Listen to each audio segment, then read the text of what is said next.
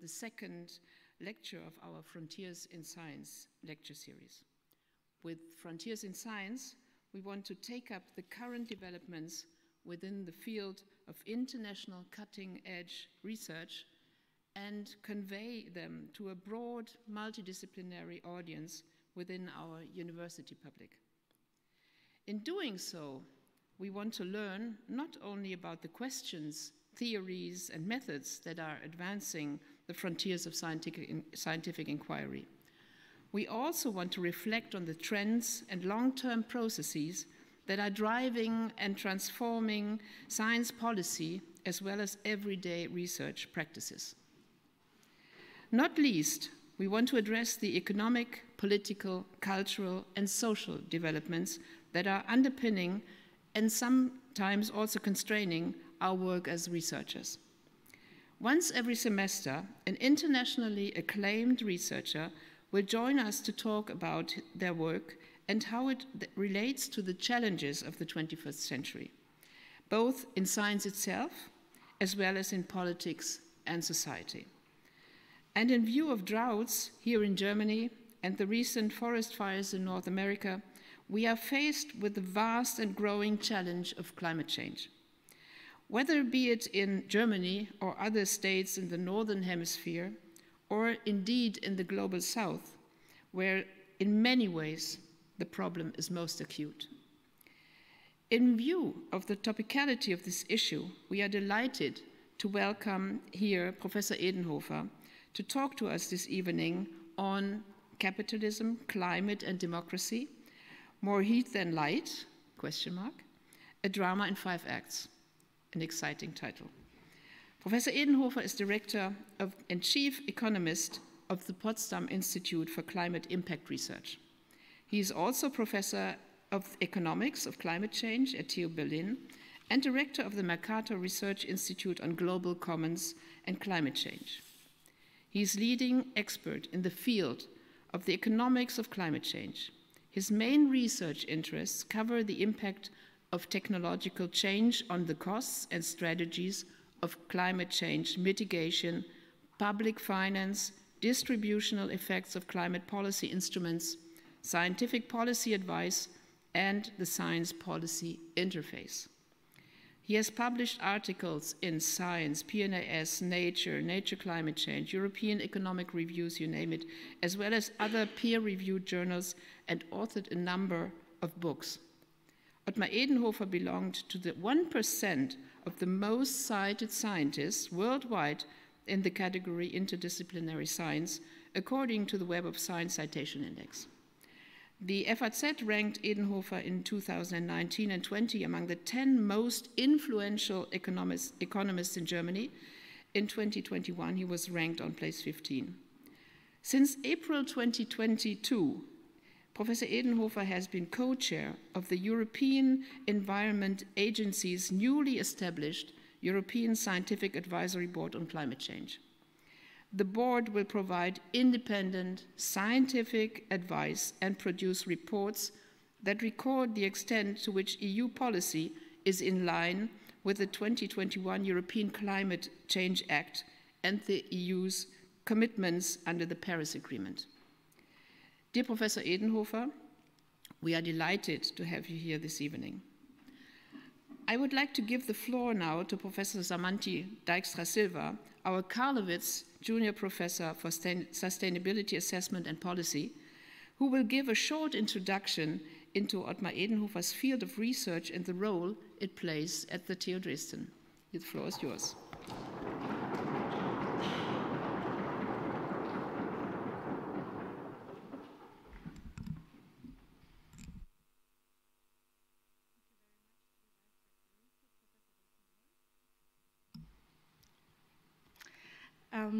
So now the University Executive Board asked me to share with you in 5 minutes the research conducted at Dresden University of Technology, or short TUD, that links to Professor Edenhofer's research. And I would argue that's quite a challenge because we conduct research across the 70 faculties in 5 schools, and there's a multitude of research initiatives that link to aspects of climate change and sustainability research. So I will only be able to give you a glimpse of what we do at TUD. And I focus on 3 initiatives that I've been fortunate enough to be a part of in the last year since joining TUD. So I choose 3 larger research initiatives that unite researchers across multiple disciplines. The first one is PRISMA, the Center for Performance and Policy Research in Sustainability Measurement and Assessment. The second one is the Boyson TUD Research Training Group, an interdisciplinary research and doctoral study group. And lastly, I will briefly share some insights into a current cluster of excellence proposal focused on responsible electronics in the era of climate change. So, what is PRISMA? PRISMA is a center that unites professors and research group leaders and their teams around the topics of sustainability assessment and policies. And the mission of PRISMA is to conduct research on measuring and assessing, and now you can follow me in the triangle that I shared, on economically successful, ecological, as well as socially responsible long-term development, taking into account spatial and temporal conditions, with innovative and interdisciplinary assessment approaches, and that includes a transfer of the research results into politics, society, and industry. And so just to give you an idea and a glimpse of the breadth of researchers that collaborate here, that's ranging from music studies to economic studies, of course, but also environmental studies. And so here I just also want to welcome those that would be interested in joining PRISMA, also young researchers that are interested in conducting research on sustainability assessment, and you can reach out to us and to me. The second one, initiative that I would like to share with you is the 4th Boyson TU Dresden Research Training Group. And so it's the 4th one. The first one started in 2012. The 1st one just started this year. And all of the different research groups are connected to sustainability and climate change related challenges. And so this one focuses on the hydrogen economy and just linking to the sustainability definitions that I shared earlier. It's about economic efficiency, climate neutrality, and social acceptance. And my research is connected to Cluster F on impact in the hydrogen economy. And now the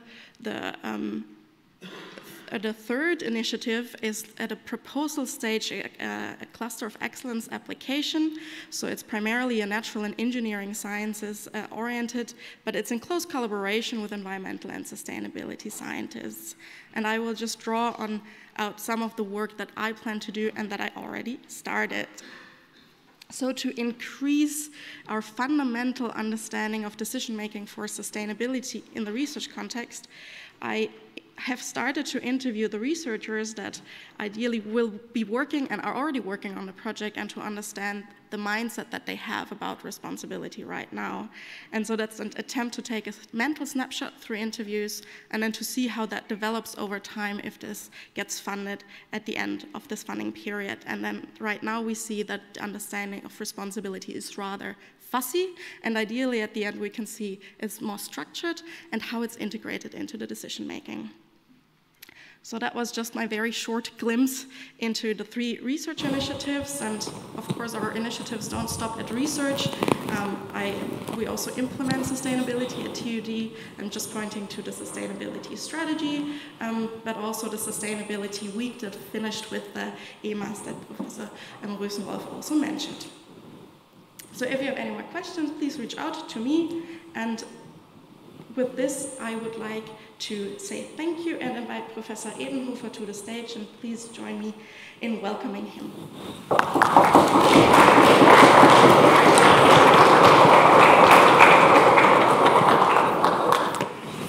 Thank you very much. It's a great pleasure to be here.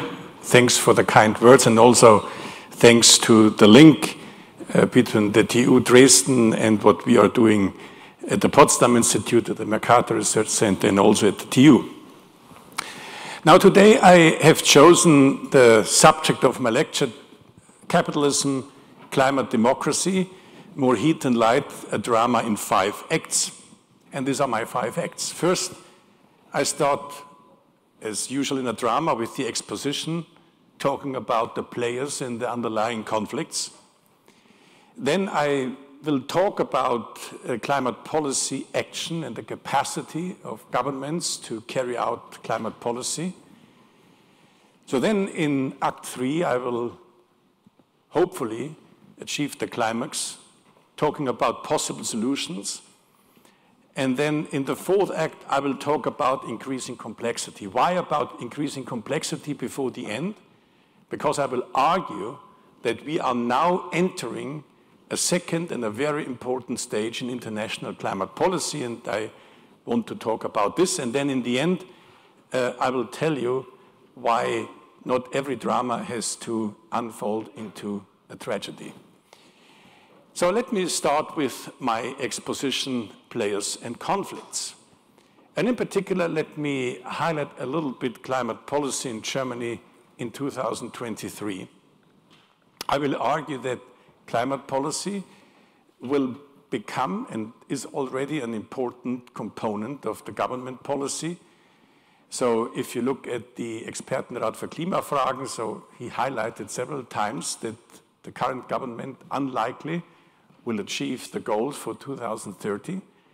And I will not talk today in detail about the famous GEG and all this nitty-gritty stuff. I did this in the public.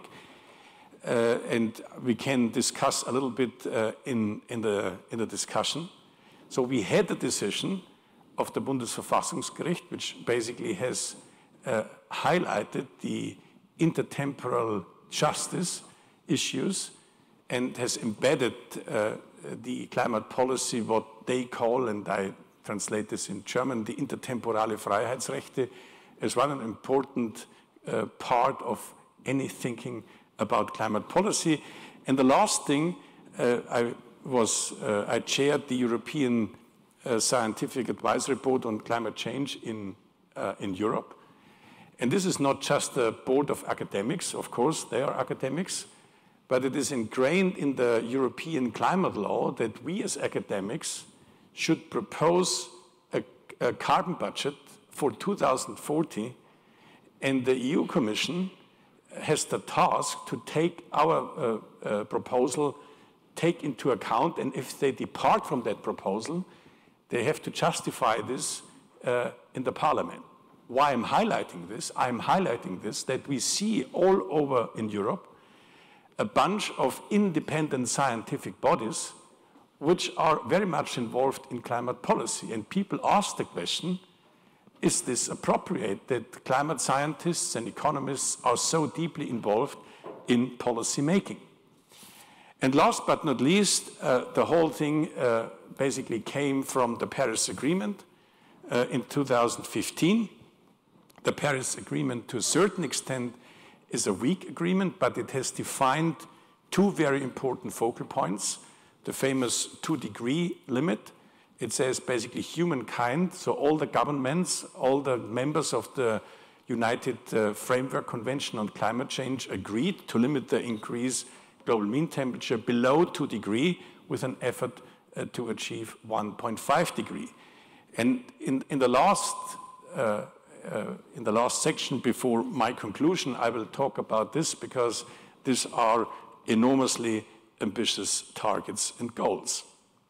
And of course, we see basically that many people outside the academia, outside the official governments, the parliaments, challenge climate policy and argue that even the current democratic systems might be not in a position to take action in an appropriate timescale and with an appropriate speed.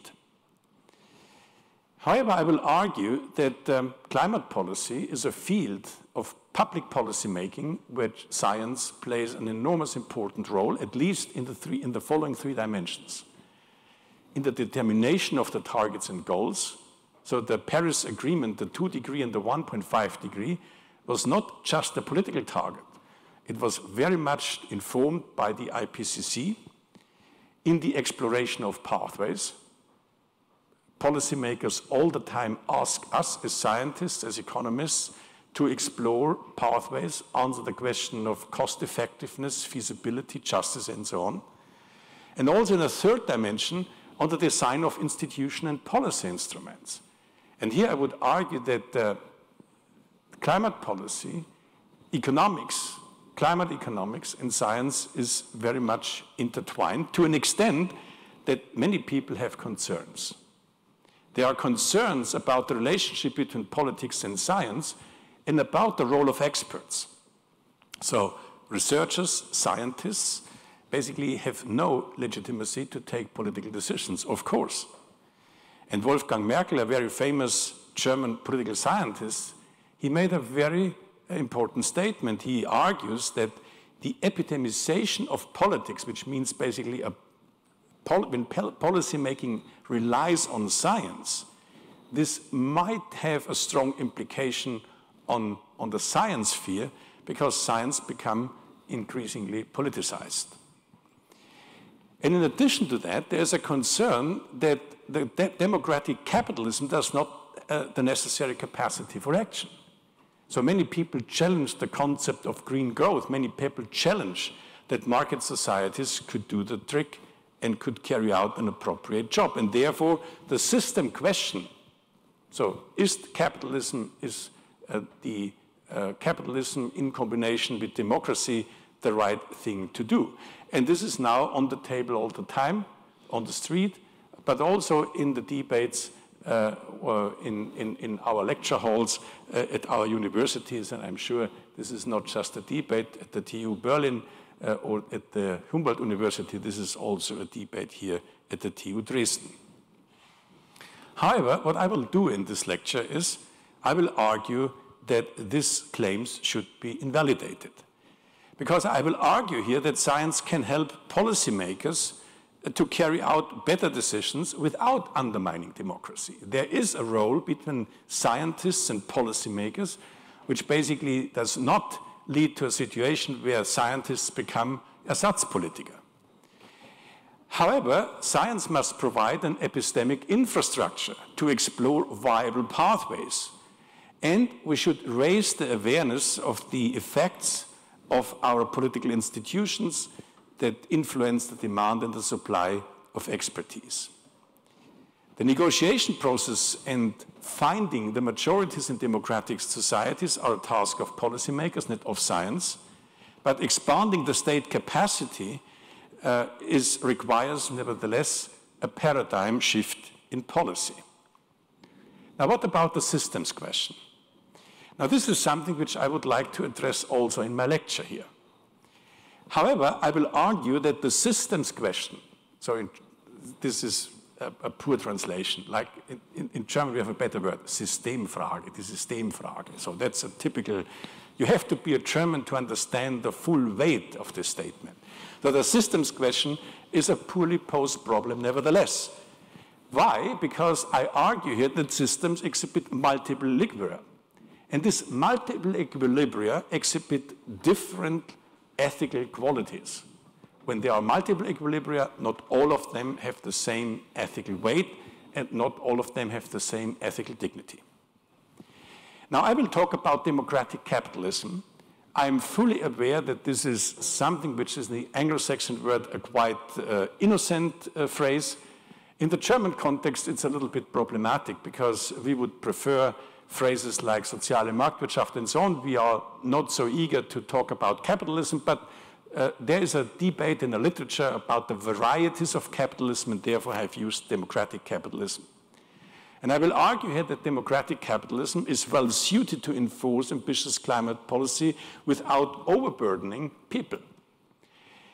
And, however, I will argue we need a fundamental reform, a reform-oriented perspective, because without a reform, a fundamental reform, I don't believe that in the end ambitious climate policy could be carried out. However, I will argue this in the context of multiple equilibria, because I argue here that different systems can achieve the same stated goal.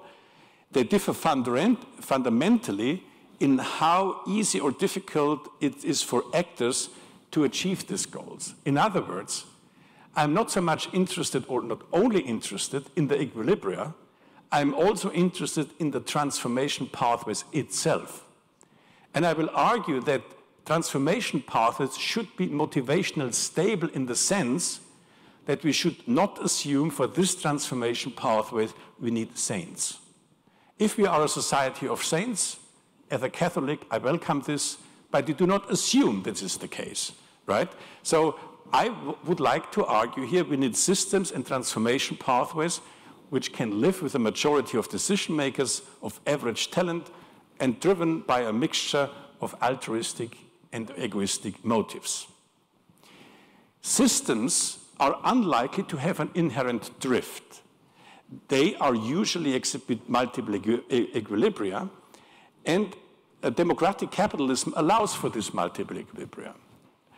And my guess is that democratic capitalism is good enough, a good enough system to achieve the goal of sustainability in prosperity with a majority of average, talented, and altruistic people, as well as egoistically motivated people. And there are two reasons for this.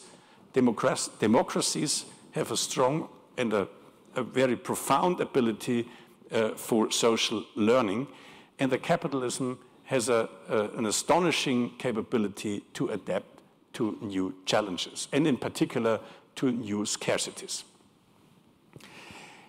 Now, my understanding of democracy is it's not a very rich one, I agree with that, because democracies thrives on a permanent conflict between different societal groups over the best policy bundles for dealing with political challenges.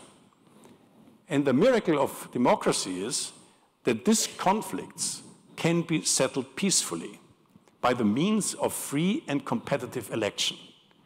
So I'm not overburdened the democracy with many more than on free and competitive election.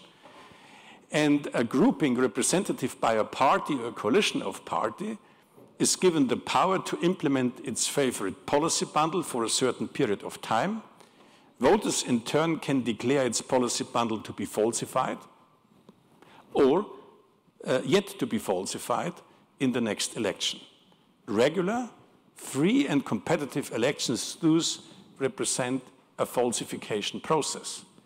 And this is, from my point of view, the epistemic quality of the democracy. The miracle of democracy is that it allows us to apply this falsification process regular while maintaining social peace.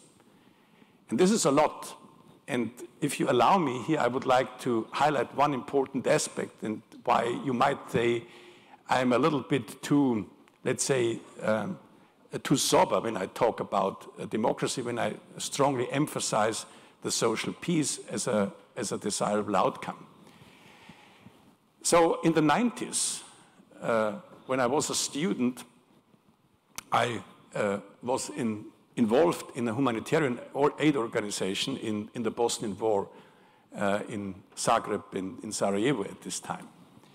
And for me, this was really a life-changing experience, because there I realized what does it mean when a society breaks down within a few months and basically civil war and ethnic conflicts unfold, and the debates and the conflicts in a society can no longer be resolved peacefully. And I think this is, so we are so accustomed with democracy and the peaceful outcome that many of us do not appreciate this miracle of democracy. So though this ongoing process of falsification, voters and decision makers have strong incentives to constantly review and modify their worldviews and, if necessary, to replace them with better ideas. Other political systems struggle to surpass democracy in learning capacity. And just to say, if you look in a comparison between democracies and autocracies in carrying out successful climate policies, by far, democracies win. So if you look at the European Union with this ambitious European Green Deal, if you look at the United States with the Inflation Reduction Act, and even if you look at India, and it is questionable to what extent India is still a democracy, but India is now carrying out the first nationwide emissions trading scheme for the power sector. China has promised this several times, but never implemented such a scheme. Now, what about capitalism? Capitalism is characterized by private ownership, by the means of production, and it relies on decentralized market-based allocation mechanism, fundamentally the price mechanism. This enables capitalist societies or market societies to respond quickly to new challenges because the market aggregates information and distributed this information across society quite easily. And embedded in democratic structure, economic inequality can at least be limited to an extent that does not necessarily lead to destabilizing levels of political inequality.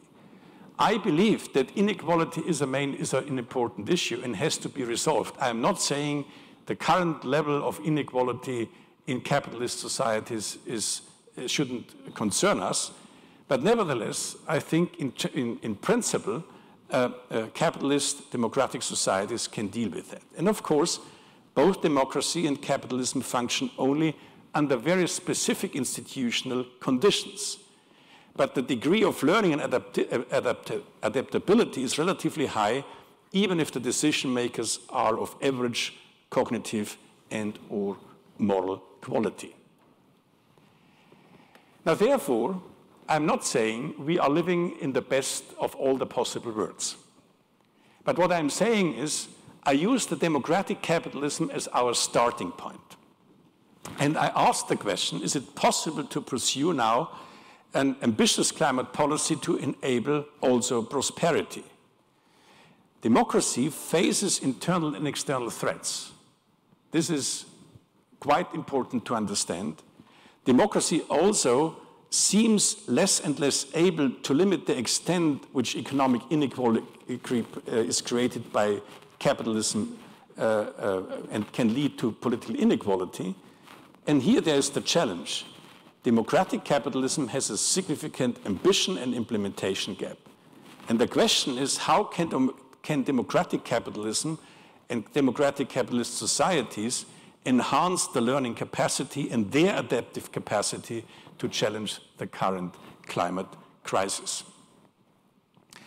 In doing so, and in explaining this, I would like to explain you now why Germany, as pars pro toto, is failing to meet the climate targets, and why we basically understand now that there is a widening implementation gap. And then in the end, I will basically also talk a little bit about the global problem. And I use this just as an example, not in particular blaming and shaming the German government. I could do this also for the European Union, but let me highlight that a little bit. And here I would like to start with a few examples which basically you can also use for other countries. But here I have the data. We are in Germany. I have the data for Germany, and it is much easier for a German to blame and shame their own government than other governments. But the first thing what I would like to highlight here is, so the fossil fuel capital stock is shrinking very slowly. Here you have the passenger cars, and what you can see here is basically the new cars invading in the market. You can see this quite easily, and many people are quite impressed by the battery electric, the hybrids, and the plug-in hybrids in the transport sector. And of course, this is a success. But if you compare this with the car fleet, with a fossil fuel capital stock, then you see basically the share of electric cars, plug-in hybrids, and so on is very small.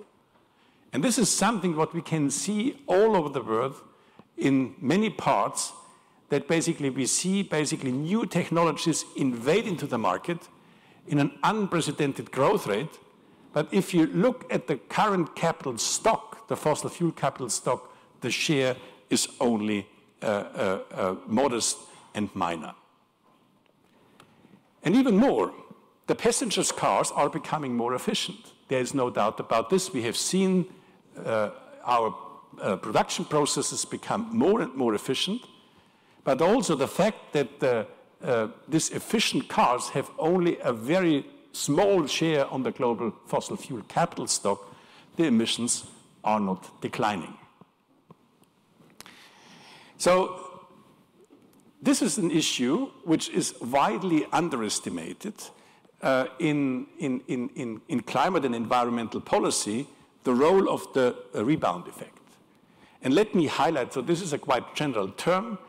The rebound effect basically says, despite of efficiency gains, we see basically declining prices. Declining prices lead to more fossil fuel use and leads then to more emissions. But here, I did this for the transport sector.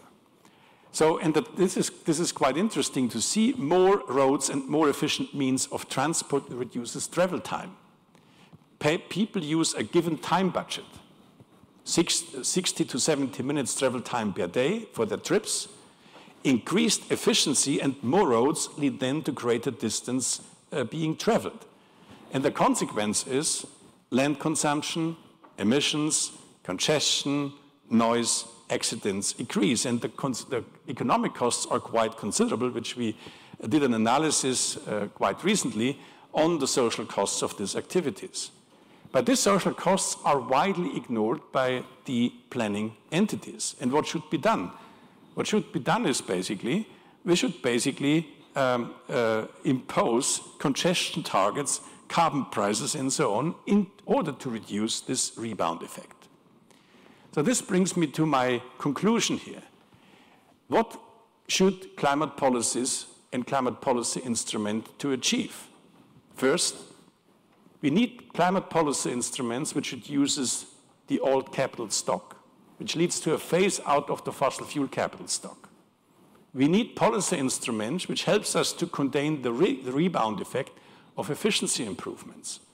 We need incentives for building new capital, carbon-free capital stock. We have to invest in new technologies, research and development. We have to capture the potential of learning by doing, and these instruments implemented so far, which we have now in the past, do not meet these requirements. And this brings me now to climate policy action. And what is the capacity for this? And what kind of policy instruments are government usually using? So here I have a list of climate policy instruments which are quite popular. Technology standards, subsidies, bans, and CO2 prices. And let me elaborate a little bit on these issues, because this seems to me is very important for any kind of reform project in market societies. Now let me start with the technology standards. Technology standards are very popular, very popular. Cars become more efficient, but they become heavier, and emissions have increased. I have shown this a minute ago. But in addition to that, what is not very well known, that most of these technology standards, not most, all of these technology standards have also distributional consequences. If you talk to an average policymaker and ask them, what is the distributional consequence of a technology standard in the car industry, they say, no, I don't know. Standards have no impact on the distribution of income. But this is not true. Here we did an analysis, and we basically tried to understand what are the impacts of the typical standard, which basically say you have to achieve a specific emission per kilometer or whatever. And here you see basically the CO2 standard, the black line. And the black line here shows, if you look at the income quintile, that technology standards in the transport sector had not a quite, but a regressive effect. Why is this the case? It is the case because poorer households drive small cars, but measured against their income, the costs of standards have a greater impact. The rich fifth has an income 3.5 times higher than the poorest fifth, but they consume only about 1% more gasoline per kilometer. And poor households travel far less distance, so benefit much less from higher energy efficiency. And this is the case why standards have at least a regressive impact. In order to convert this regressive impact, so you have to find some way of compensation mechanism. I will come back to that in the next few slides. What about subsidies? Subsidies are enormously important. So think about the subsidies for electric cars. But if you look at the Inflation Reduction in the United States, subsidies are enormously popular. The nice thing with subsidies is, indeed, then you subsidize new technologies, you push the new technologies into the market. This is step one. But as soon as you have pushed the technologies into the market, so of course, the other options become also even cheaper. The problem with the subsidies is you have always subsidies the carbon-free technologies to an extent which is very close to the fossil fuel prices. When the fossil fuel prices decline, then you have to subsidize the new technologies more. So if the oil price is declining, the standards for cars in the United States, for example, are less, that the compliance is less than in a situation where the oil price is high. So we did a model and have shown that of course you can reduce with subsidies the fossil fuel emissions, but it is 5 to 6 times more expensive than with the CO2 price, because you have to subsidize all the time against the fossil fuel prices at the international market. And this is the reason why with subsidies you can basically push new technologies in the market, but it is very hard and very costly to reduce emissions. What about bans? Bans are quite popular, by the way. Many people like bans. And if you look at the bans for combustion engine, this is not just an idea of a few crazy Germans.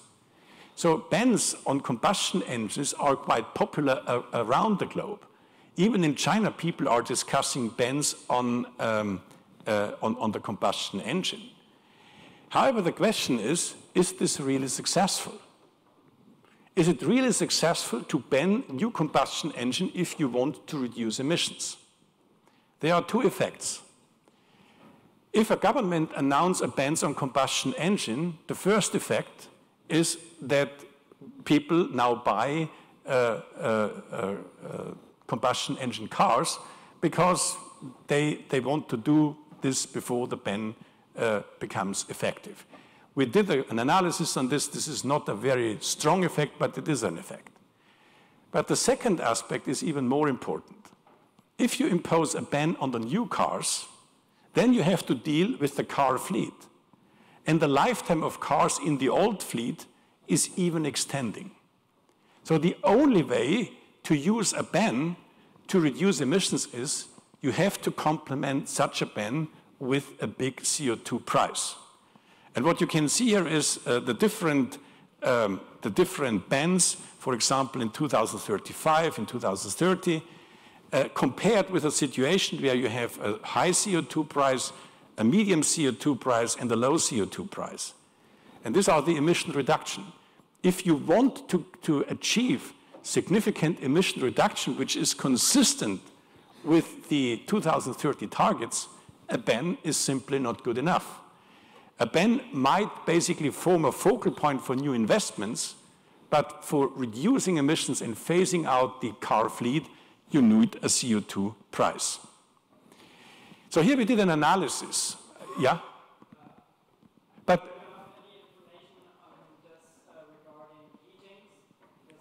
let's postpone this to the debate and to the questions.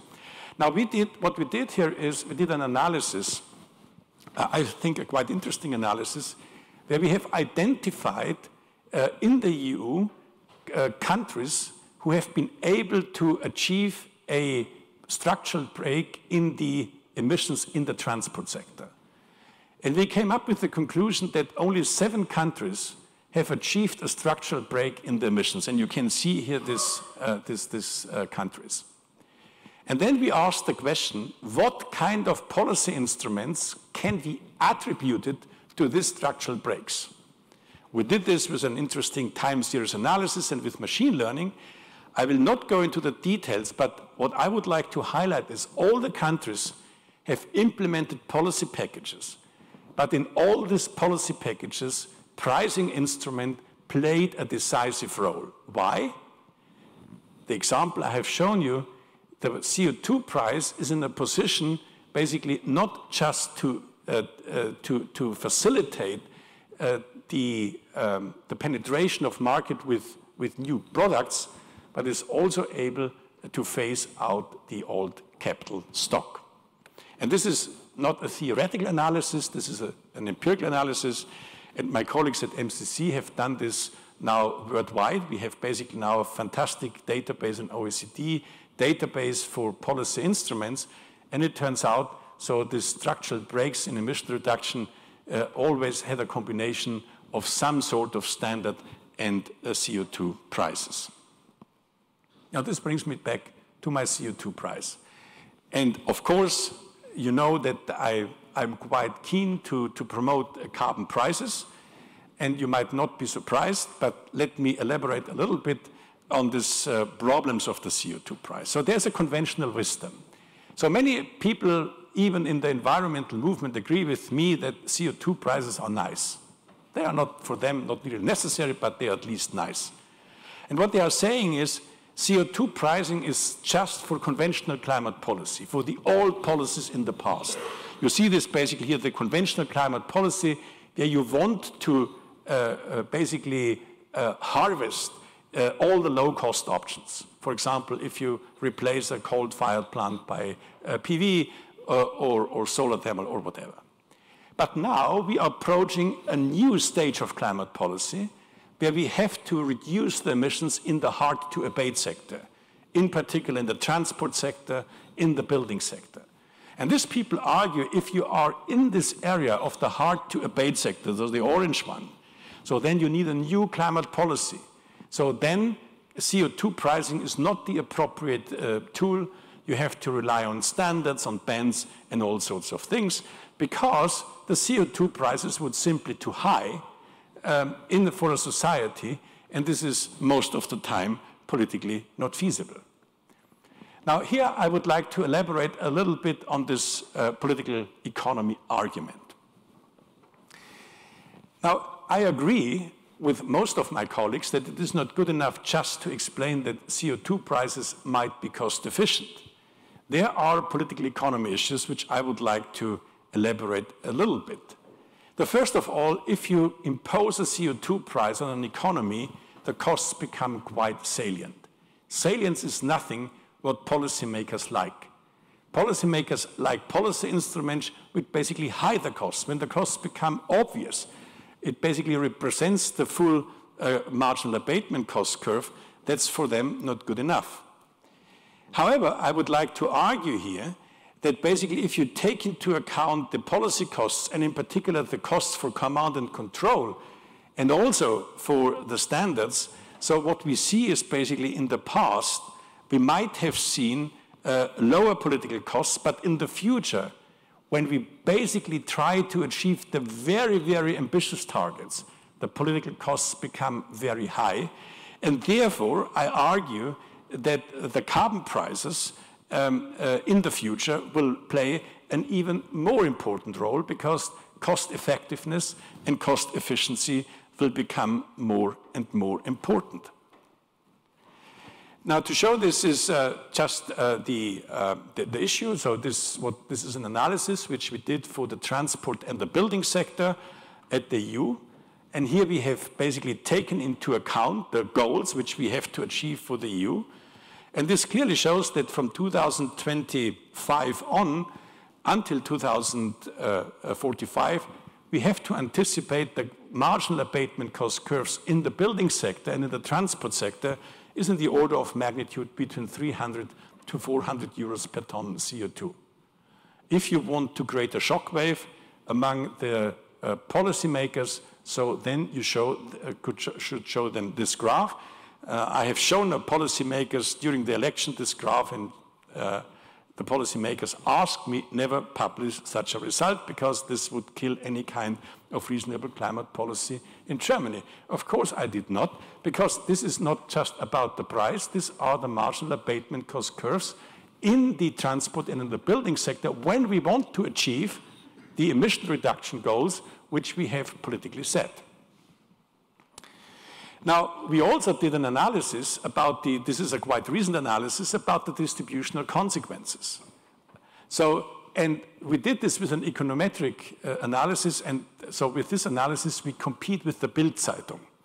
Because the Bild-Zeitung, she's very creative to find all the time very nice stories. For example, a poor woman in the countryside basically killed by this law. What we did here is, so the most important thing here is income, but it is even more important the distinction between the tenants and the homeowners. And the homeowners, the homeowners with low income, they are the most impacted by this carbon prices and by this marginal abatement costs in the building sector. So, and if you do this a little bit more systematically, then you can see here the different income quintiles between the poorest and the richest population. And again, if the carbon prices are uncompensated, you can see basically that the poor households are impacted much more relatively than the rich households. An uncompensated carbon price is indeed regressive, and you could say it's even unjust. However, if you combine such a carbon pricing scheme with compensation, and here we explore different compensation schemes, so for example, an equal per capita fund or a heating-based refunding, so then you can see you can revert the whole thing significantly. Yeah, the poor households can even benefit more than the rich households.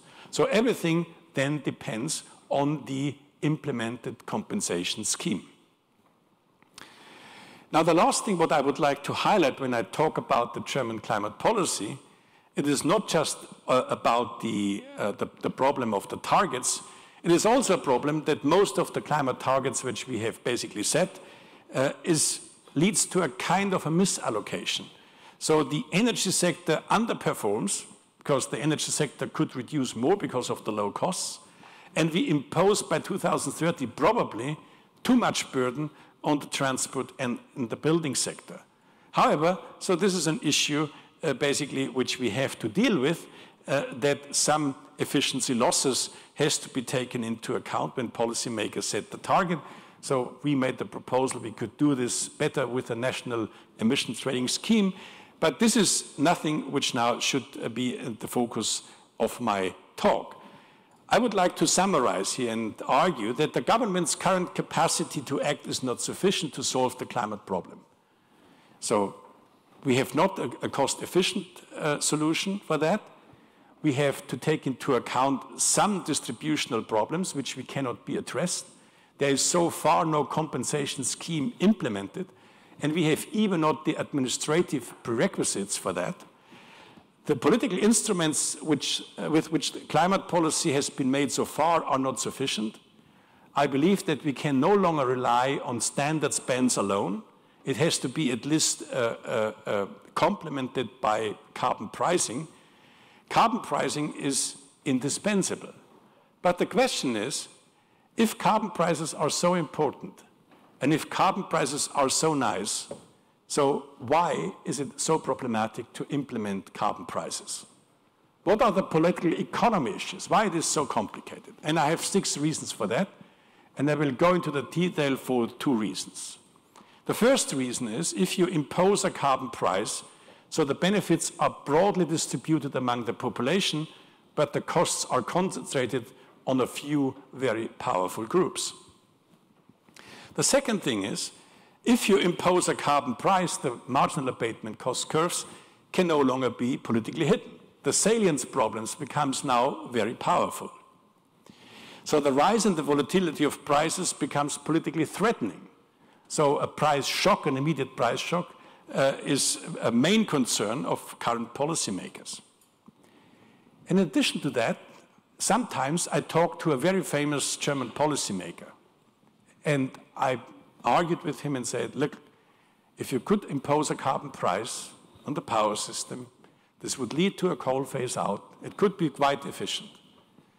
And his response was very blunt. He told me, if I want to ban or phase out a coal-fired plant, I do it by myself. Then I order it. Why? Because then this act can be attributed to me. I am then the hero. I am not willing to wait on the indirect consequences of a carbon price, which cannot be attributed to some specific political action. So this is the attribution problem. And the fifth one is, and this is something which I would like to elaborate in our societies, this is about the vertical and the horizontal compensation dilemma, and in particular the sixth one, which is at the core of my argument here, is carbon prices needs credible commitments of the policymakers, and I would say credible commitments of the political system. And here we are at the core why it is very unlikely in the future that we will see a quite effective climate policy. Now, what is the compensation problem here? So the compensation problem is that an effective and a social just climate policy requires, I argued, price-based instrument, at least as a complement. But if you impose price-based instruments, so then you have regressive effects, and if you have regressive effects and you want to revert them, you have to compensate the poor households. So such a policy setup is quite challenging because it requires a simultaneous self-commitment between the market liberal, let's say, groups and the more elitist-oriented parties. So the concern that carbon prices would be introduced and that compensation would be poorly implemented later reduces the willingness of market-skeptical policymakers to accept the introduction of carbon prices. And providing targeted transformation support to companies also is challenging, as policy assurances are sometimes more credible when policymakers intervene in sector-specific regulatory manner than in a much more indirect way than in the market mechanisms. And then there's the commitment problem. Climate policy instruments are only effective if policymakers can make a long-term commitment. Long-term commitments are decisive.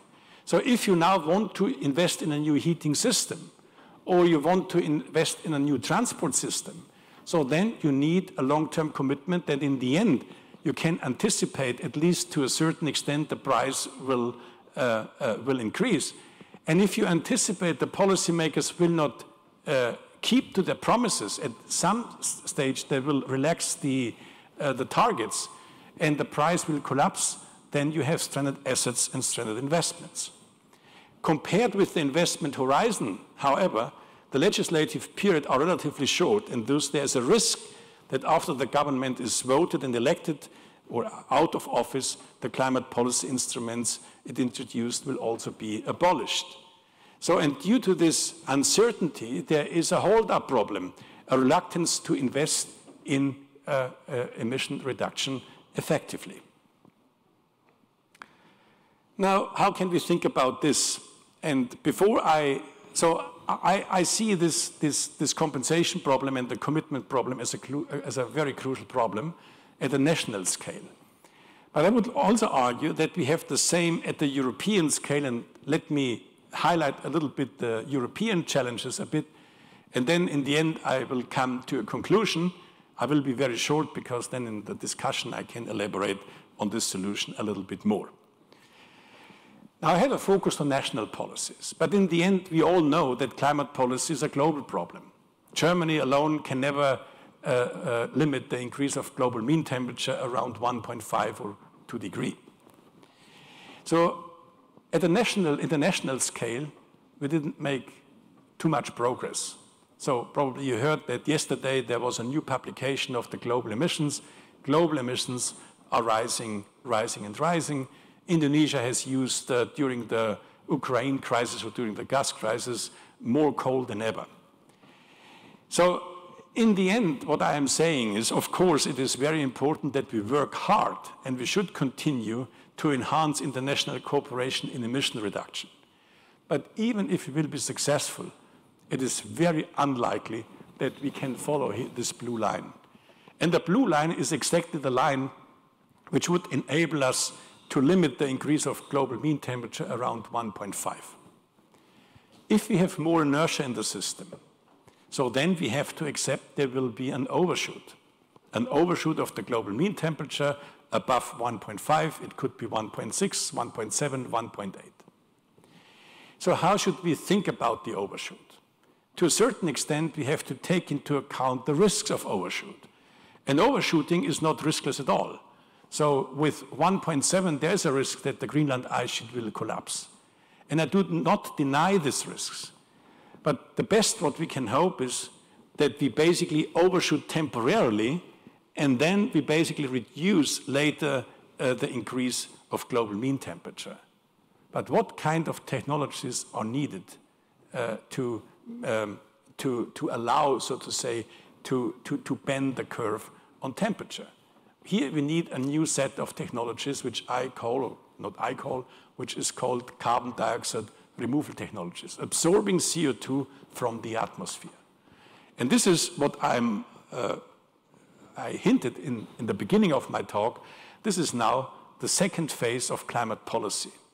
And I will argue now the second phase of climate policy has started now, even if we haven't been able to bend the curve. So this is what we have to do. We have to reduce emissions. Reducing emissions means promoting new technologies, carbon-free technologies, but also phasing out the fossil fuel capital stock. But in order to keep and to bend the curve, to limit the overshoot, we need negative emission technologies. Negative emission technologies here in the second half of the century. However, we need that in the second half of the century, and we should basically be in a position to implement this. And when we want to prepare to implement these policies in the second half of the century, we need investments in the pilot projects now.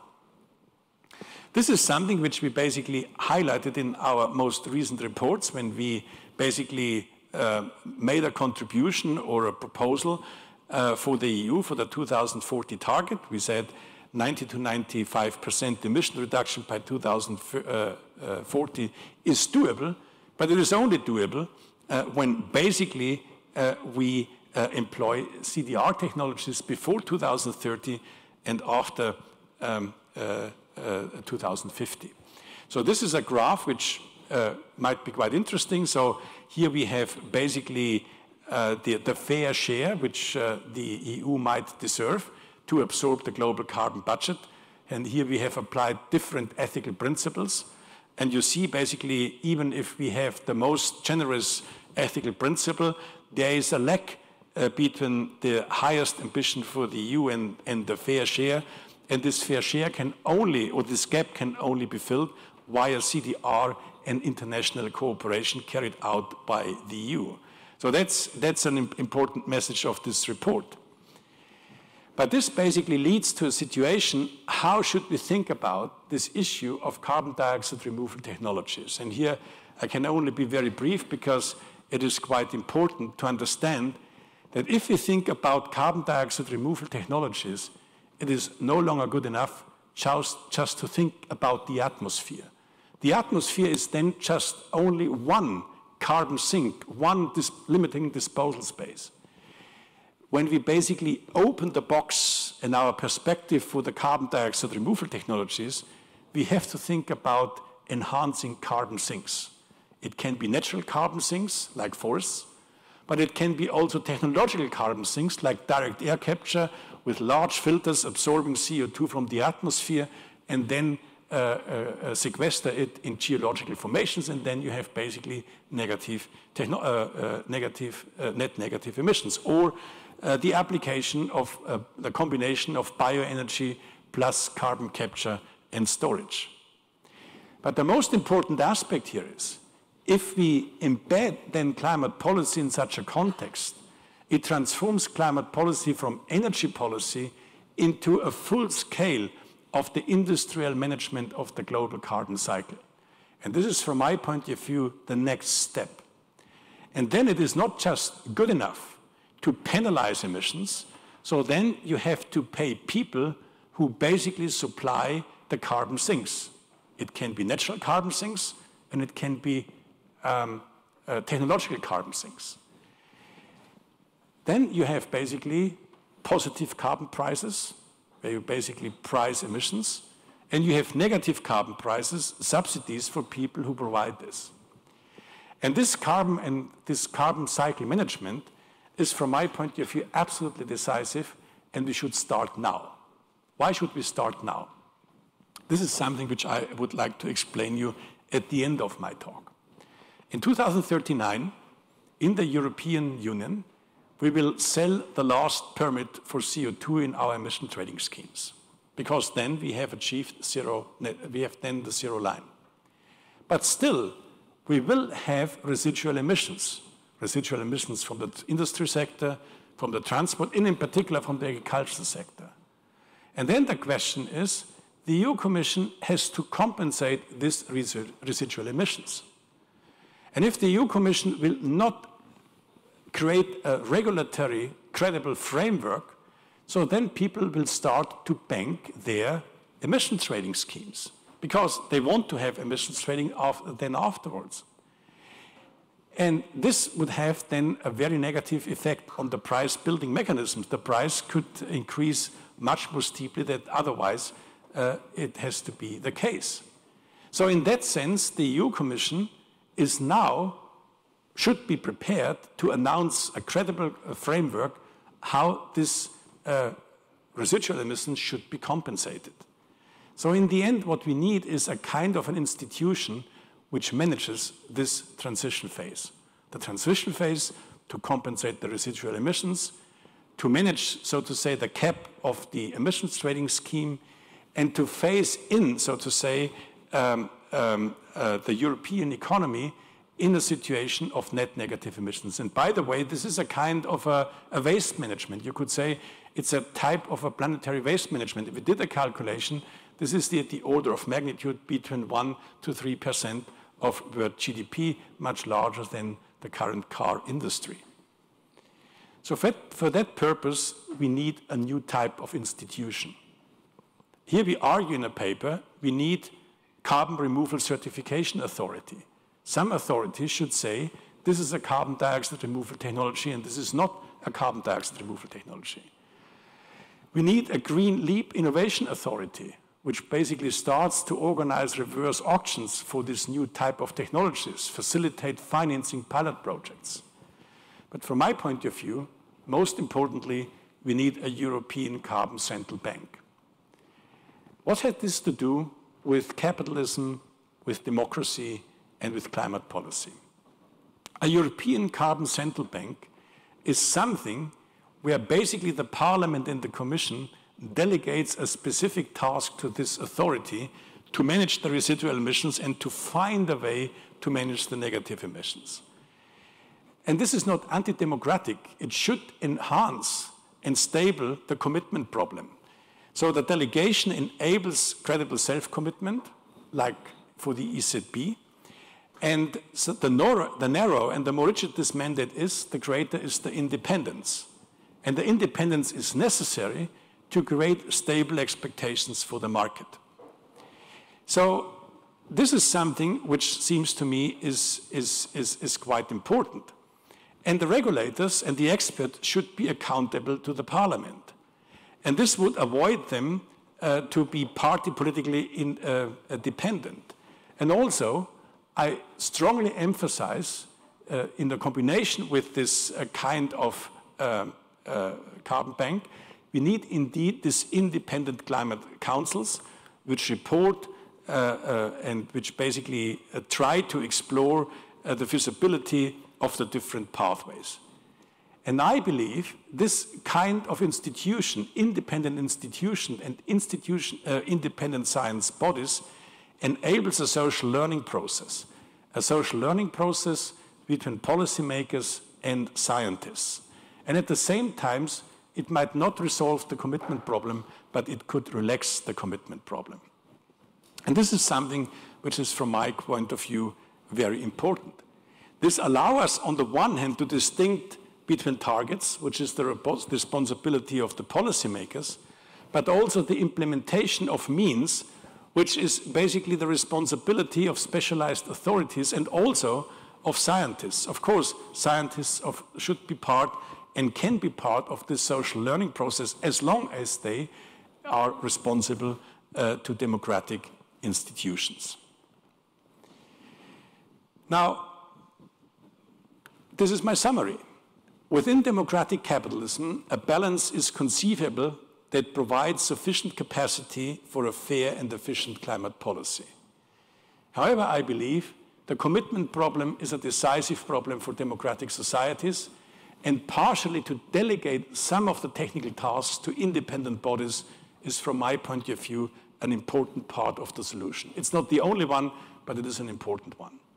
This allows a reform-oriented perspective. It is a challenge for the active players, but it does not overburden them.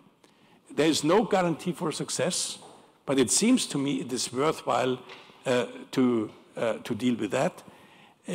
Otherwise, I couldn't see that the commitment problem could be solved otherwise. Now, it is a drama. Climate policy is a drama, and we have a huge challenge ahead of us. And if we do not solve this problem, yes, then we end in a tragedy, in a world where basically we heat up the whole planet in an unprecedented way, unprecedented for the whole cultural history of humankind. But I don't believe that we are doomed to a tragedy. We can transform this tragedy into a drama. A drama does not mean everything is easy, but a drama means basically we can find a transformation pathways which we all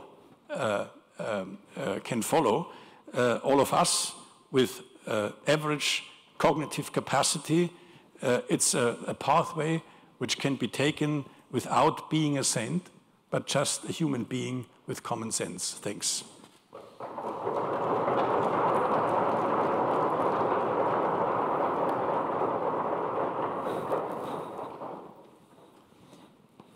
Thank you very much for this exciting talk.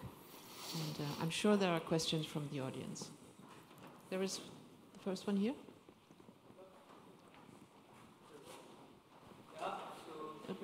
The mic is coming. Just a moment. Take the mic because it's difficult to hear without this.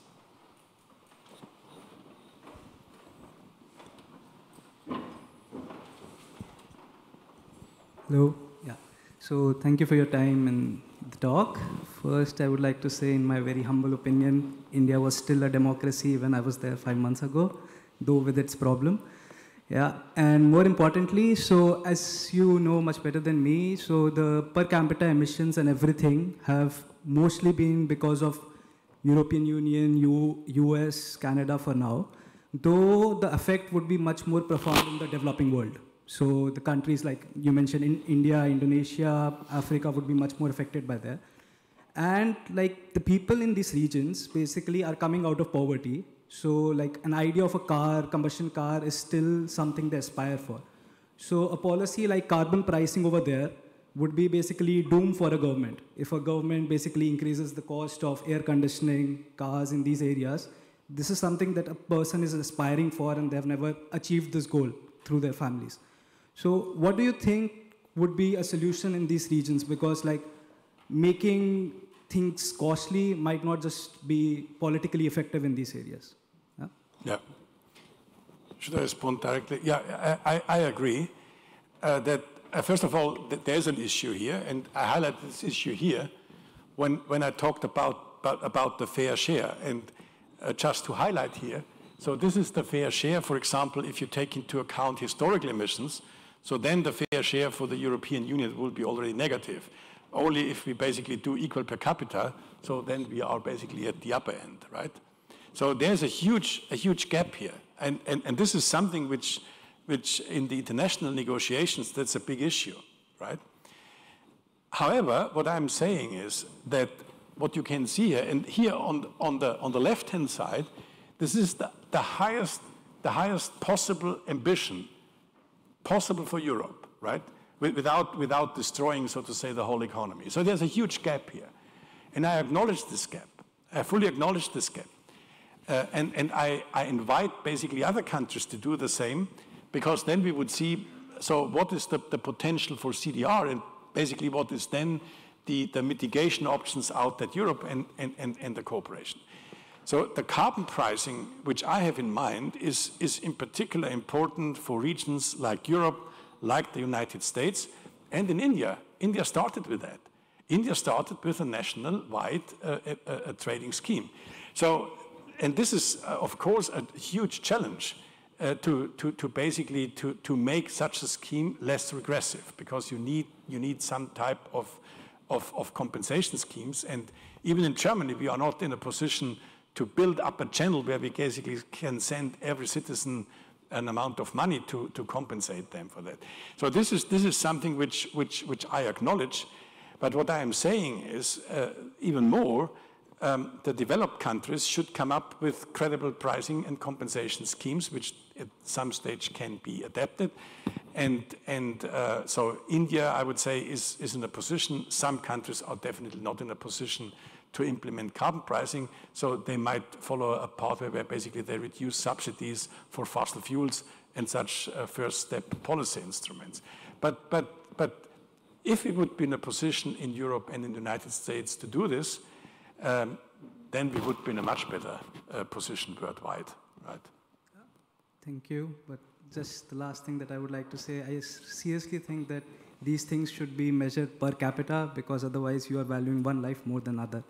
So this is per capita. Yeah, but like when we are talking about how much positive European Union or it is. Yeah, so what you can take from here is, I don't want to promote the EU.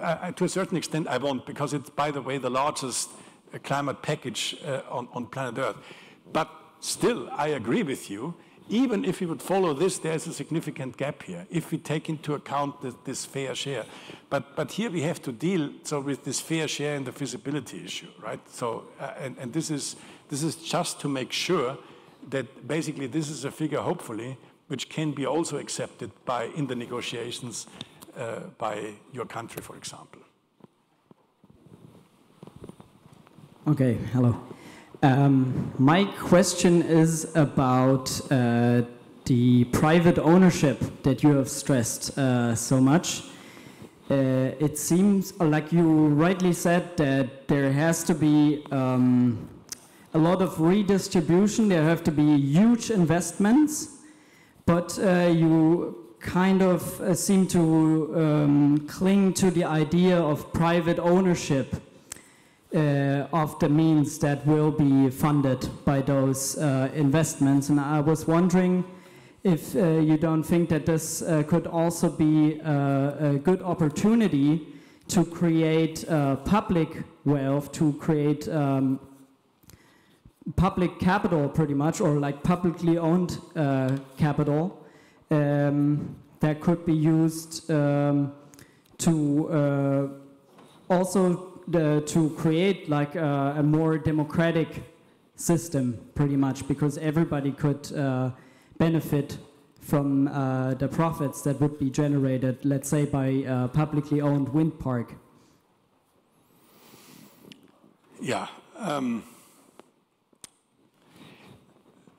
First of all, when I'm talking about the social costs of something or about the externality, I'm talking about property rights, but not necessarily about private property rights, because what I'm saying here is that the polluter should pay. And this is a quite significant impact on a market society. And this is not very much acknowledged. So this is, for me, the first step, that basically the social costs of our activities should be internalized. And this should be at least the first reform step. So if you want to redistribute wealth in a much more, let's say, ambitious way, this is something which is a different goal. What I'm saying is, for an ambitious climate policy, this is not necessary. So you can say, I want to do this for other purposes, and then let's talk about the policy instruments, how to achieve this, and some people might oppose that. But what I'm saying is that, from my point of view, imposing the social costs or internalizing the externalities is such an enormous task. If you look at climate policy, I would be very happy if we would take that step. And the private property is something where basically you impose something on the people who do the harm, and this is a significant impact on private property. And so so far, we failed to implement such policies in Germany, and you have basically many, let's say, I would say all democratic parties are quite reluctant to do this, right? So I feel my proposal is very radical. So there might be more radical proposals, but I would say that's the minimum radicalism. So I'm a minimal radicalist. I want to be radical to the minimum, but not to the maximum. Other questions? So let me ask you a question concerning the carbon capture, because carbon capture is not very efficient, especially if you capture it from the atmosphere. Yeah. So did you calculate how much money we would have to invest to get to the results which are necessary? Yeah. So the first thing is we did. So capturing direct air capture is roughly at the order of magnitude of $600 per ton CO2. So it is much more expensive than, for example, doing a lot of other things in the transport sector. However, first of all, I believe that we can basically reduce the costs via learning by doing. But in the end, to provoke you a little bit, efficiency is not an important issue here. Because in the end, what matters is that basically you want to bend, to bend the curve. And this is basically a kind of a backstop technology which would allow us then produce, for example, synthetic fuels. How can you produce otherwise synthetic fuels? Synthetic fuels in a carbon neutral way, you can have only two options. You need hydrogen, green hydrogen. Then you need atmospheric CO2 or CO2 from biomass. And CO2 from biomass is basically, we basically have harvested the biomass almost globally to an extent which is not sustainable at all. So then the only option is for these hard to abate sectors is the atmospheric CO2. So, and hopefully, Aramco announced that they will produce 1 ton of CO2 direct air capture, let's say in 20 years, an order of magnitude at 150 euros per ton CO2. So this is, let's say, it's conceivable, but the whole thing with this industrial carbon management. So of course, if we want to achieve this carbon neutrality goal, let's say then we have to deploy many processes which are from a thermodynamic point of view not efficient. Because the fossil fuels are so dense, they are so nice, without the climate problem, nobody would do this. So we are doing this because we want to stabilize the temperature. And therefore, then, this is something where we basically deploy also thermodynamically quite inefficient processes. I'm not saying we should invest, we should do everything dynamically inefficient, but at least as a kind of a backstop technology, we need that. Other questions? Yeah, here. Yeah, I have one question concerning the end of the trading system. Yeah.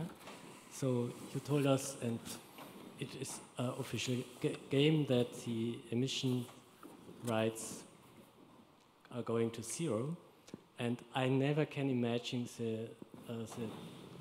these last years. This is high because the price will go up. Yeah. Very high of the trading system, and I cannot imagine this transition if we achieve the end of the trading system. That's where my imagination ends. And I fear that the pressure to politics increase incredibly high to grant additional rights. I agree. So there are two options. Either you have really technologies available, which leads basically then to zero emissions. So then the price becomes not infinite. And obviously, it is very unlikely that we have these technologies available. In the hard to abate sectors, there will be residual emissions. So this can only be then avoided when basically somebody compensates this residual emissions. So there's no way out. And what I'm saying is, my proposal of the European Carbon Bank is something where basically it's endowed to do this, saying that basically we want to compensate these emissions, and then they basically provide in the market this carbon removals. These removals could be permanent, like ducks, but it could be also partially permanent, like afforestation.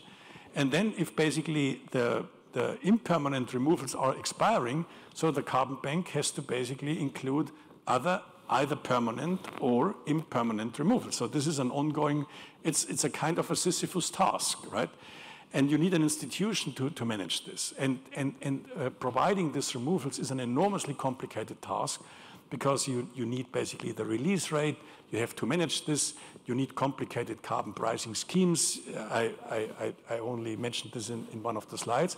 But here you need an institution to do this. And to mention the carbon debt, the last thing what I would like to say is that many people believe in Europe that direct air capture and bioenergy plus carbon capture and storage is expensive, while basically, let's say, biochar, afforestation, so the nature-based solutions are cheap.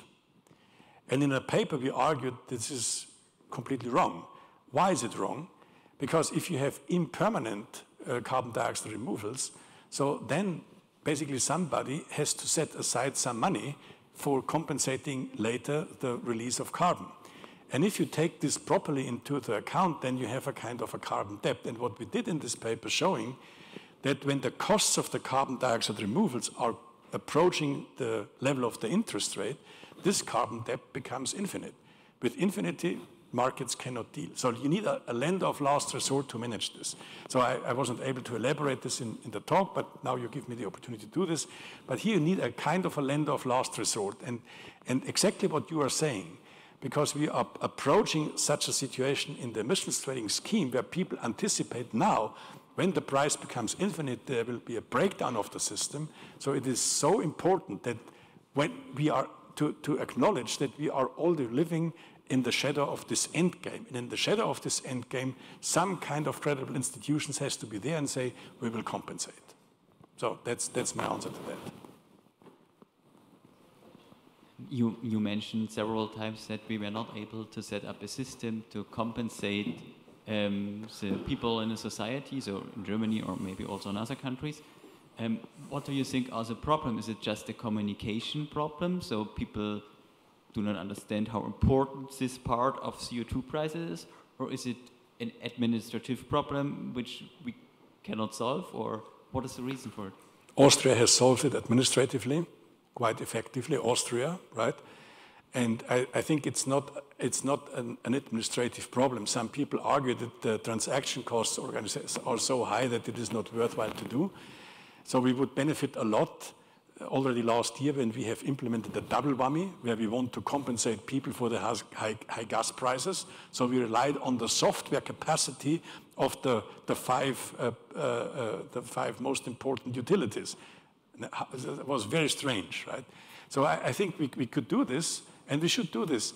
But the problem is that people are quite reluctant. Policymakers have not accepted that they have set targets with very high marginal abatement cost curves. And they think, if I can shoot the messenger, and the messenger is the carbon price, if I can shoot the messenger, so then I'm done with my job. And what I'm saying is, so this high marginal abatement costs will not go away. They become very visible.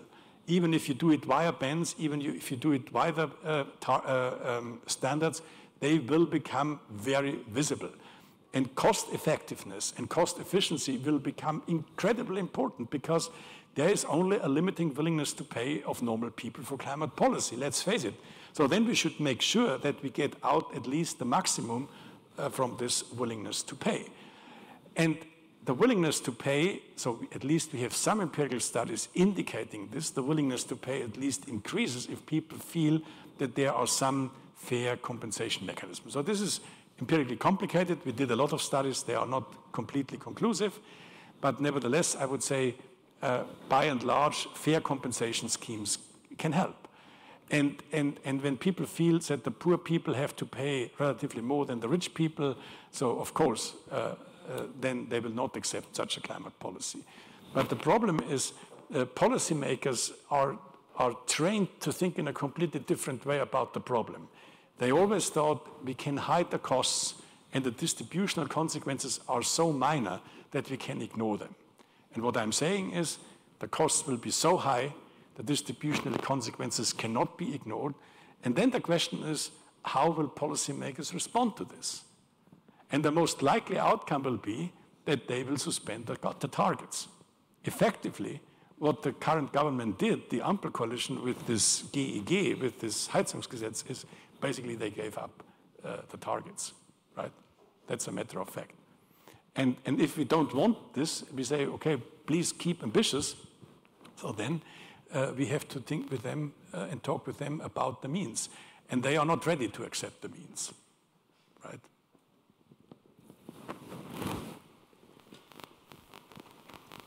Hello.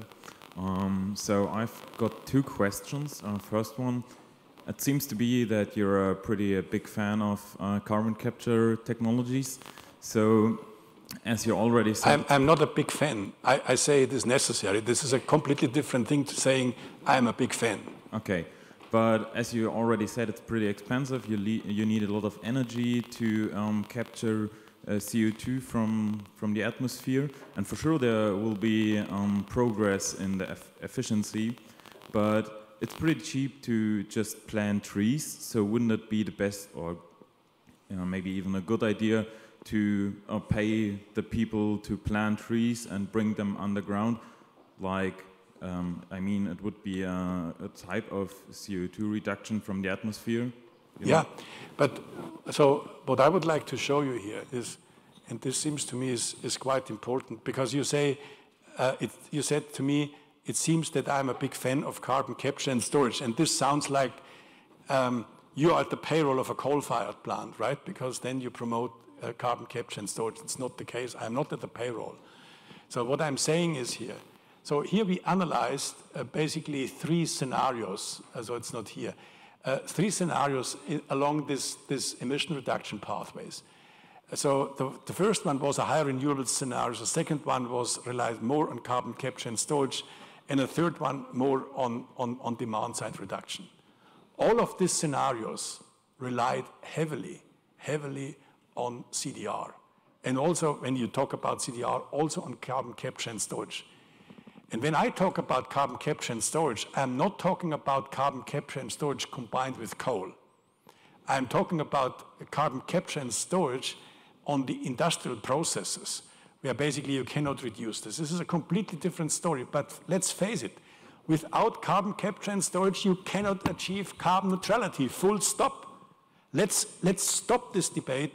This is an unproductive debate. All the scenarios clearly show this when you basically come here.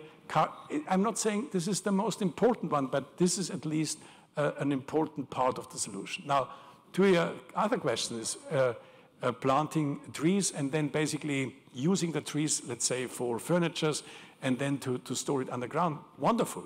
It's one of the many options for CDR technologies.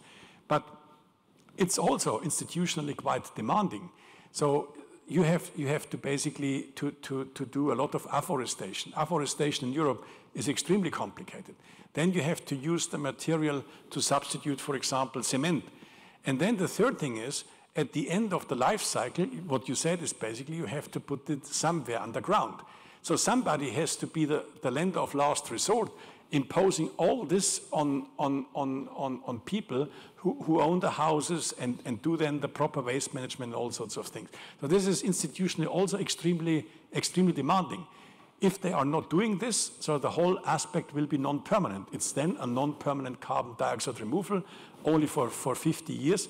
And then basically the effect of direct air capture in combination with carbon capture and storage would be basically an option for several hundred years. So I'm not, just to explain you, I'm not the one saying, let's use longer coal and let's do CCS. This is not my argument. So we need to reduce emissions significantly. But here, we need the net negative. And for the net negative, we need these options. Yeah, I totally agree with you. I just wanted to show that the technology is pretty expensive. That's what it was. Yeah. And it's not only CCS. It's a full range of options. It's biochar, it's afforestation, it's reforestation at degraded land, it's a tax, it's bioenergy in combination with CCS. So it's not about coal. There are many options. Okay, thank you. If it's possible, I would like to ask a second question. So I'm coming from the Lausitz. I think you know it. It's a place very well. where a lot of people. What I mean is, we are sitting here in a university. Most of the people are pretty well educated, and when I'm back at home and I'm talking to the people I know there, it's pretty hard to argument with them, because sometimes they don't know the facts, sometimes they don't want to argue about it, sometimes they are manipulated by the coal industry. So what is your advice how to talk to these people? First of all, I talked to the people. I was at that time one of the few who was a strong proponent of the project of the Schwarze Pumpe, and I also advocated the Kitzin project, which was not very well received by many people. And I visited several times the Lausitz and I argued with the people. So from my point of view, I would say this is all about structural change, and all the structural change has winners and losers, and to a certain extent we can compensate the losers. And I would say in the Lausitz, the structural change is not too bad, right? And to be honest, the phase out of coal, the majority of people who have sent to unemployment was not due to climate change. This was after the reunification. So, and this was by far the lion's share of the reduction of employment. I can fully understand so that people are concerned about structural change.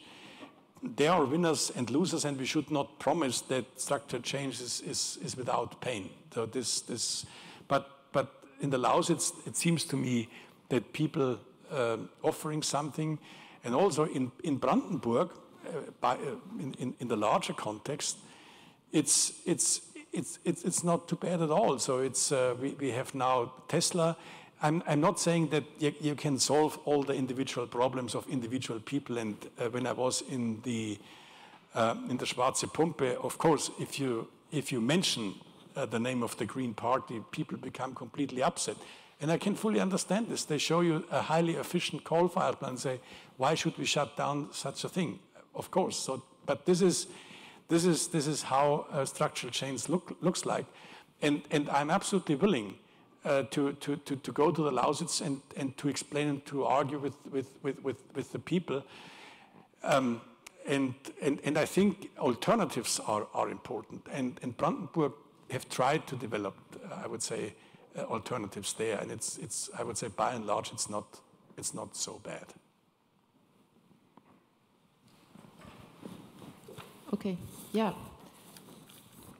One very short last question here, because we have to finish. Short question, short answer. Firstly, thank you for the presentation and your time. I'm not from the economics background, so I'm not sure if I understand everything correctly. The thing is, in my mind, I see it as the car companies reducing the price so that the carbon pricing or the carbon tax then equalizes, and then the people can still afford the cars, which actually does not reduce the overconsumption that is happening and does not promote reduction of carbon emissions at all, while we're just investing in some system that neutralizes this carbon emissions, and we're just stuck in a loop. So my question was, how does this carbon pricing actually work with different car companies with different prices and different systems, like for example Tesla, who has the electrical cars with high prices, but the other carbon, like the cars which have high carbon emissions but less are less pricey. I'm not sure if I understand your argument. Is your argument that basically when you have a carbon price, that the rich people can still afford a carbon-intensive car? No, so the prices of the original prices of cars. Okay, now I understand your point. So my point is not, I don't want to price the cars.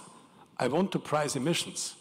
That's a different thing. But that's the problem, that we should actually control the prices of the cars and not the carbon emissions. Why? We should promote the cars that are actually zero carbon emissions and make them more affordable.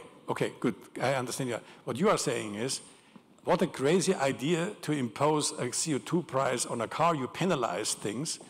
So you should promote and subsidize the carbon-free, for example, electric cars.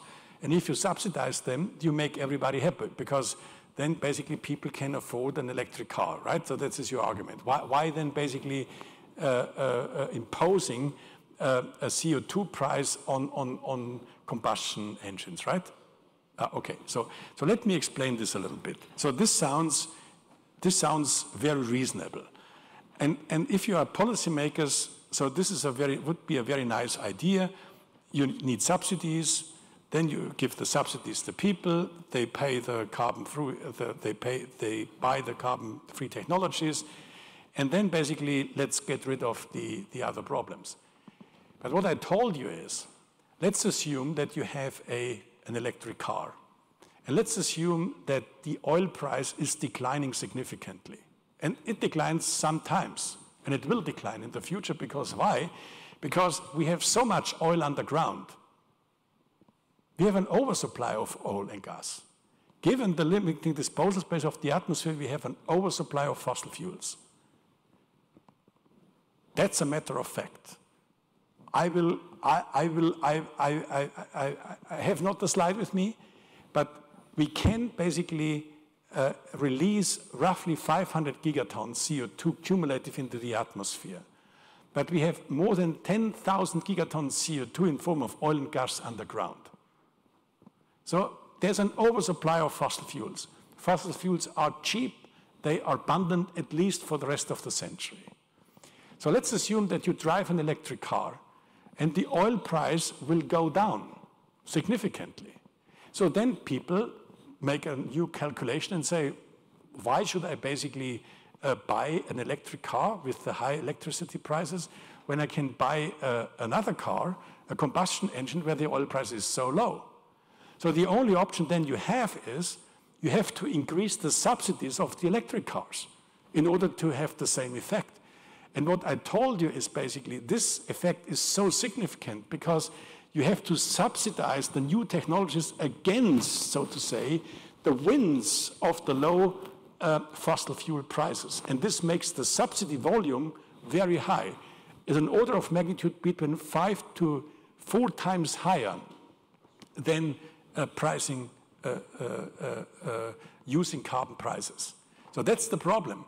So, and many policymakers like the subsidies, but what they do not understand is that they always calculate the volume of the subsidies at the current level of the fossil fuel prices, and they do not take into account that the fossil fuel prices could decline and will stay at a very low level, because there is no, by and large, there is not too much scarcity, and given, anyway, the limiting disposal space, there's an oversupply of fossil fuels. That's the answer. One very last question. Yeah.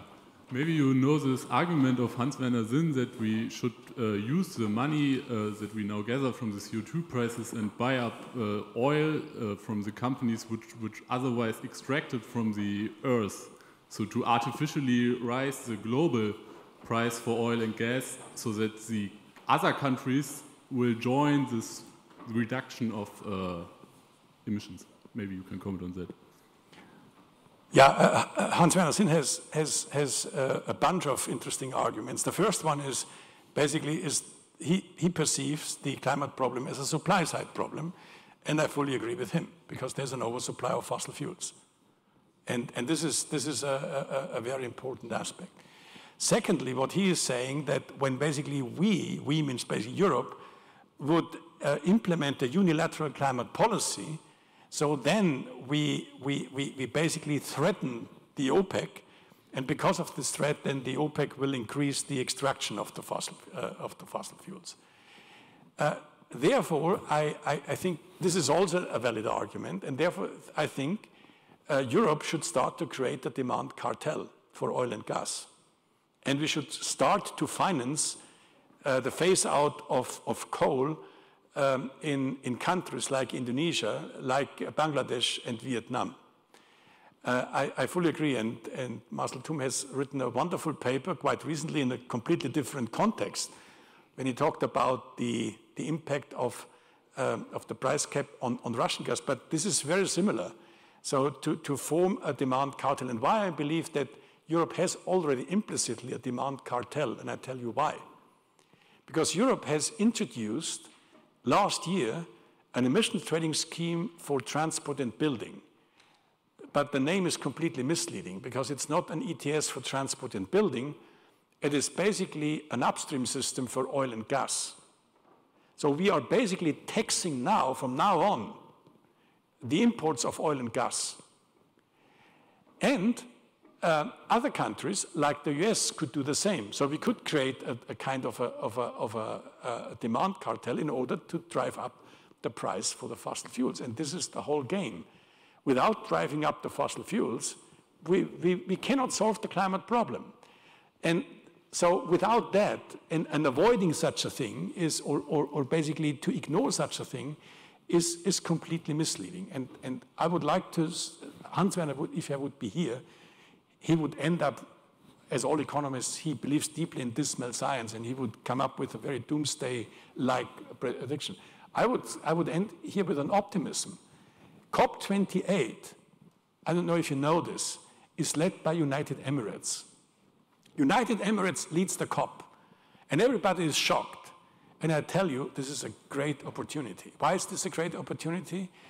So we can start about the white elephant in the room, and the white elephant in the room are the fossil fuel prices. And forming such a kind of a demand cartel could be a very first step. And then United Emirates and Saudi Arabia, they could say, okay, in order to rescue our resource rents a little bit, we make an offer. We make an offer, we deploy direct air capture, despite of the thermodynamic inefficiency, and we basically provide synthetic fuels. They are equipped to do this. So I'm not saying this is the solution, but what I'm saying is this could be a very good starting point to talk about a demand cartel and to enhance international cooperation. Yeah, thank you very much for this final statement. I think we had a very exciting evening, and congratulations for these ideas. Thank you.